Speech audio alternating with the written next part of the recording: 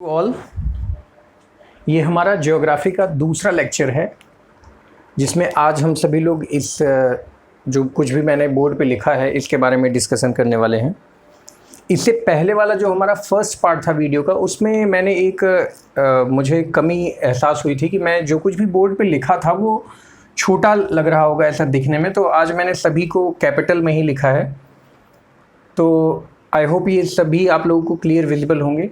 तो आज हमारा जो दूसरा लेक्चर है उसमें पहला टॉपिक है पोल स्टार। इससे पहले वाली वीडियो में हम सभी लोगों ने कॉन्स्टलेशन के बारे में पढ़ा था। उसमें क्या था कि अलग अलग टाइप के जो स्टार हमको दिखाई पड़ते हैं स्काई में, आसमान में जो अलग अलग स्टार दिखाई पड़ते हैं उनके बीच में एक पैटर्न है। पैटर्न का क्या मतलब है, जैसे मान लीजिए एक स्टार यहाँ बना है, एक स्टार यहाँ है, एक यहाँ पे है, एक यहाँ है। इनके बीच में अगर हम कोई रिलेशन देखना चाहें तो एक पैटर्न हमको दिखाई दे ऐसा कुछ टाइप का। तो उसी संबंध में हमने कल कुछ स्टार्स बनाए थे इस तरीके से, 7 स्टार बनाए थे जिनको हम सप्तऋषि भी कहते हैं। तो 7 स्टार बनाए थे, उन सभी स्टार्स के बीच में एक रिलेशन था जिसको हम लोग नॉर्थ डायरेक्शन की तरफ देखते हैं, और वहाँ पे जो एक चमकता हुआ स्टार दिखाई पड़ता है उसी को हम क्या कहते हैं, पोल स्टार। ठीक है ना। तो डायरेक्शन क्या होती है, डायरेक्शन हम लोग क्या पढ़ते हैं, नॉर्थ अपवर्ड। नॉर्थ आपका अपवर्ड है और नॉर्थ के जस्ट बिलो में क्या हो जाएगा, साउथ हो। और ईस्ट और वेस्ट, कहने का मतलब ये है कि जिस डायरेक्शन में ईस्ट है उसके लेफ्ट साइड में एंटी क्लॉकवाइज आप चलिए, ठीक है ना, तो वो आपका कौन सा डायरेक्शन होगा। तो जैसे ये ईस्ट है तो इससे 90 डिग्री पर एंटी क्लॉकवाइज आएंगे तो आपको क्या मिल जाएगा, नॉर्थ। और ये हो गया ईस्ट, ये है वेस्ट, और नॉर्थ के अपोजिट में क्या हो गया, south.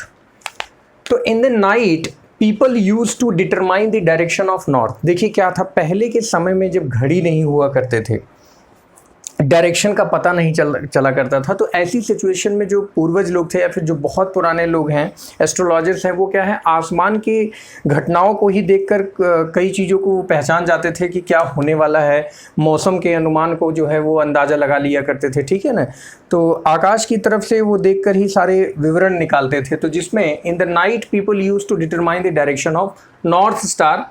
North star indicates the north direction. तो इस बात का ध्यान रखना है, ये क्वेश्चन भी पूछा जाता है कि नॉर्थ स्टार कौन सी डायरेक्शन को शो करता है, नॉर्थ। अगर हमें, और ये always remains in the same position in the sky, और ये आपको हमेशा फिक्स मिलेगा, ठीक है ना, always remains in the same position in the sky. ऐसा नहीं है कि अपना प्लेस बदलता है। आकाश में इसका जो लोकेशन है, जो इसकी पोजीशन है, वो हमेशा नॉर्थ में ही फिक्स रहेगी। अगर नॉर्थ फिक्स है तो उसके जस्ट अपोजिट में साउथ होगा, और नॉर्थ से अगर हम फिर क्लॉकवाइज डायरेक्शन में चलते हैं और 90 डिग्री, तो वो कौन सा डायरेक्शन हो जाएगा, ईस्ट का हो जाएगा। ठीक है ना। तो यहाँ तक समझ में आया कि नॉर्थ से क्लॉकवाइज डायरेक्शन में क्या हो गया, ईस्ट। और नॉर्थ अगर हमें पता चल गया तो हम साउथ ऑटोमेटिक पता लगा लेंगे, क्योंकि जस्ट उससे 180 डिग्री नीचे ही होगा। और ईस्ट पता चल गया तो हम क्या निकाल लेंगे, वेस्ट। इसके बारे में थोड़ा और आगे डिटेल में स्टडी की जाएगी, ठीक है ना, क्योंकि अभी क्लास 6 का ये स्टडी मटेरियल है। तो मेरा ये मानना है कि क्लास 6 के लेवल तक का ही कंटेंट हो, ठीक है ना। अगली बात आती है planets. Yes, planet word comes from the Greek word, mostly Greek word से ही लिए जाते हैं, और प्लैनेटिया ना, विच मीन्स क्या मतलब है इसका, वैंडरर्स। सॉरी, वैंडर का क्या मतलब होता है, घूमते रहना, टहलते रहना। तो प्लैनेट्स भी जो होते हैं हमारे, वो प्लैनेट्स क्या करते रहते हैं, घूमते रहते हैं अपने ऑर्बिट में, सन के चारों तरफ क्या करते हैं, चक्कर लगाते रहते हैं। तो इसीलिए ये वर्ड का जो मीनिंग है, ओरिजिनल मीनिंग है इंग्लिश में, वो क्या है, वैंडरर्स, यानी जो लोग घूमते रहते हैं, टहलते रहे हैं, उन्हीं को हमने क्या नाम दिया है, प्लैनेट का। ठीक है ना। तो एस्ट्रोलॉजर्स ने ये सारे नाम रखे हुए हैं। तो प्लैनेट्स, तो planet word come from Greek word planetia which means wanderers. ठीक है ना। तो हमारा ये प्लैनेट हो गया। आगे इसके बारे में मैंने यहाँ पे कुछ उनके डिटेल्स लिखे हुए हैं, अभी हम जब उस पर पहुँचेंगे तो उसको डिस्कशन करेंगे। ठीक है। मून, चांद की तो भाई बात ही क्या कहनी, चांद तो काफ़ी कुछ, हाँ, चांद को देखकर, सही बात है कि नहीं। Okay, moon is a satellite. Satellite क्या होता है इसके बारे में डिटेल डिस्कशन होगा। सैटेलाइट है, ये नेचुरल सैटेलाइट है, ठीक है ना। सैटेलाइट्स आर दोज विच क्या करते हैं, रिवॉल्व करते हैं प्लैनेट के अराउंड, ठीक है ना, प्लैनेट का चक्कर लगाते हैं, किसी प्लैनेट के बगल में अपना ऑर्बिट इस्टेब्लिश किए हैं। तो moon is a natural satellite है, moon gets heats from a sun, तो सन से ये क्या करता है, हीट को एब्जॉर्ब करता है, और इसीलिए सन से वो हीट को एब्जॉर्ब करके फिर नाइट में क्या करता है, अपनी रोशनी दिखाता है, ठीक है ना, अंधेर रात में उसकी रोशनी जो आती है वो कहाँ से आती है, सन से वो एब्जॉर्ब करता है। Some other planets also have their moons, तो हमारे अर्थ के पास एक मून है, अर्थ के अलावा जो अदर प्लैनेट्स हैं, अभी उनके हम सभी लोग नाम डिस्कस करेंगे, उनके पास भी अपने अपने मून्स हैं, कुछ के पास ज़्यादा हैं, कुछ के पास कम हैं, तो अभी हम डिस्कशन करेंगे। तो कौन कौन से प्लैनेट्स हैं भाई, जुपिटर, सैटर्न एंड यूरेनस। यहाँ पे मैंने प्लैनेट्स का नाम लिख रखा है, पहले एक काम करते हैं वही रिवाइज कर लेते हैं। तो कितने प्लैनेट होते हैं टोटल, 8 हैं ना, mercury, V for Venus, E for Earth, M for Mars, J for Jupiter, S for Saturn, U for Uranus, N for Neptune। तो इनको याद करने का अगर आपको याद है तो ठीक है, नहीं याद है तो आप एक छोटा सा ये सेंटेंस अपने दिमाग में रखिए, my very efficient mother just served us nuts. My very efficient, अब यहाँ पर याद करने वाली बात है तो सिर्फ आपको याद करना है, M for Mercury, V for Venus, E for Earth, M for Mars Mangal ग्रह ना, J फॉर जुपिटर बृहस्पति शुक्र, ठीक है ना, यम है ये, N फॉर नेपच्यून यूरेनस, ठीक है ना। तो मर्क्यूरी, वेनस, अर्थ, मार्स, जुपिटर, सैटर्न और यूरेनस और नेपच्यून, ठीक है ना। तो ये टोटल आपके इस समय 8 प्लैनेट दिखाई पड़ रहे हैं। तो इस तरीके से आप इन सभी प्लैनेट्स के नेम को याद कर सकते हैं। तो मर्करी हो गया, वेनस हो गया, अर्थ, माई वेरी इफिशियंट, मदर से M हो गया मार्स, जुपिटर, सैटर्न, यूरेनस और नेपच्यून। तो इनका हिंदी नेम मर्करी हो गया आपका बुध, वेनस हो गया आपका शुक्र, अर्थ हो गया आपका पृथ्वी, मार्स यानी हो गया मंगल, जुपिटर यानी बृहस्पति, सैटर्न यानी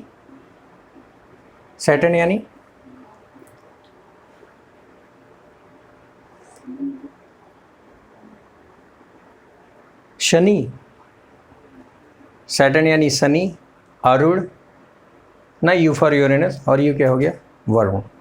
यम लास्ट था जो अब बाहर हो गया इस सोलर सिस्टम से। तो ये सभी क्या हो गए, नेम हो गए हमारे, मर्करी, वेनस, अर्थ, मार्स, जुपिटर, सैटर्न, यूरेनस और नेपच्यून।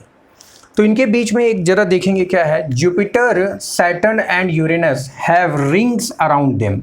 ये देखा भी आपने होगा कि अगर हमारे पास जो सोलर सिस्टम का टोटल डायग्राम होता है, यहाँ पे मैंने बनाया हुआ है, तो आपको रिंग्स दिखाई पड़ते हैं ना।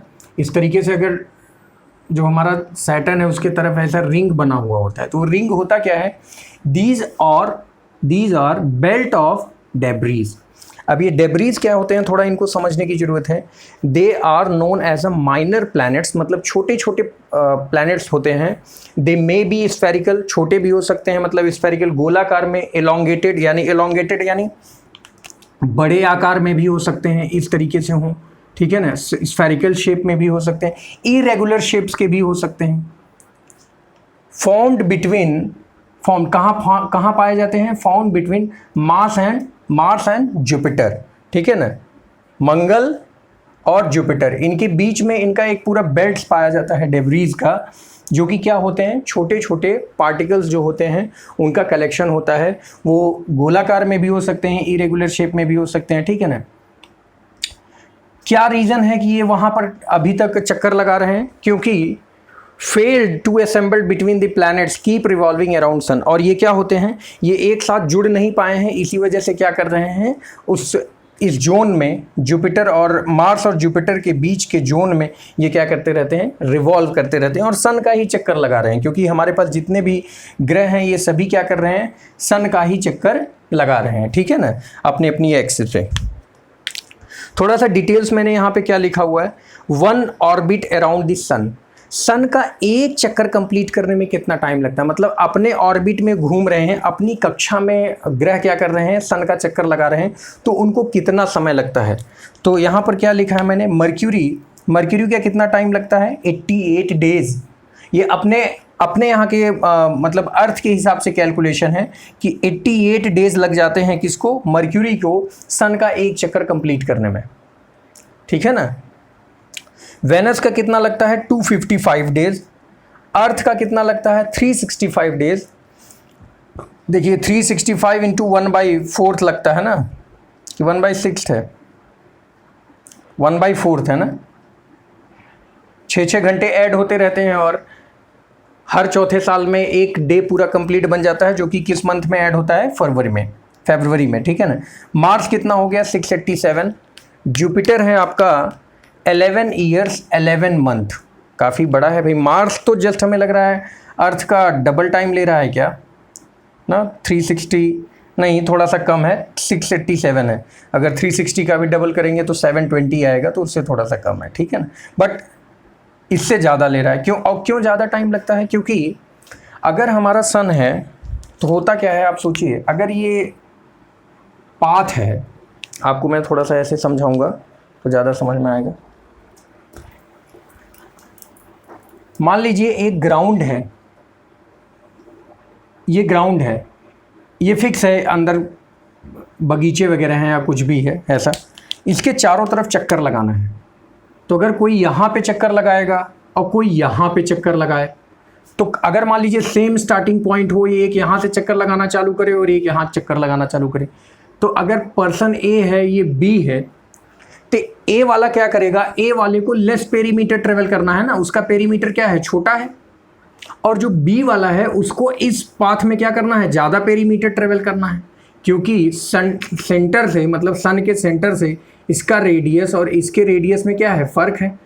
रेडियस, किसका रेडियस ज़्यादा है, इसका रेडियस ज़्यादा है, तो इसका मतलब इसको क्या करना पड़ेगा, ज़्यादा ट्रेवल करना पड़ेगा, 2πr, इसका पेरीमीटर ज़्यादा है।